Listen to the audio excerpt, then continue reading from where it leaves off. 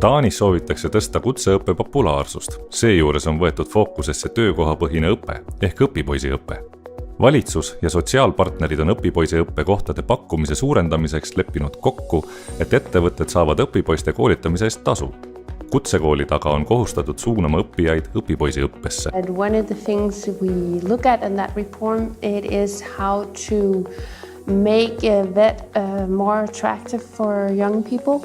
And we think it's an idea to introduce practical topics earlier, not just in vocational education, but earlier in the compulsory education, that young people should be introduced to those professions, because they might not meet these professions in their own families.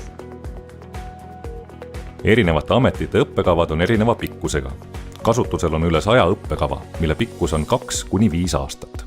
Näiteks turvatöötajaks võib saada 4-nädalase kursusega või 2-aastase õppega.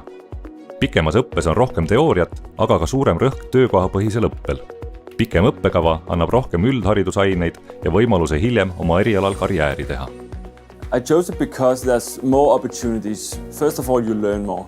It's nice to be working with something you actually know how to do. Second of all, you get into a company as a part of the education, so it's easier for you to get a work at the company afterwards. And yeah, it's also easier to rise inside the company if you have a longer and better education. We have a website in Denmark where you can go in and find all educations you can take. And for me, I went into the website when I was about to get out of the military and I saw the guard education. So that was the reason I found the school. Taanis kasutatakse niinimetatud piitsa ja prääniku meetodit, sest need tööandjad, kes ise ei koolita, maksavad vastavalt oma töötajate arvule töökohapõhise õppefondile.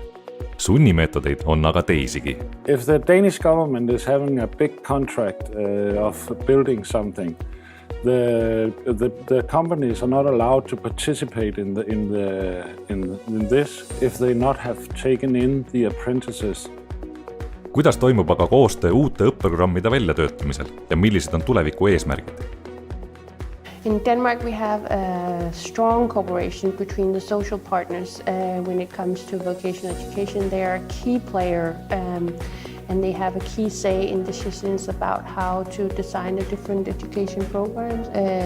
Would like to have students that are very motivated and have a strong well-being. So it's not only about the academic stuff or the vocational trades, it's also about having happy young people.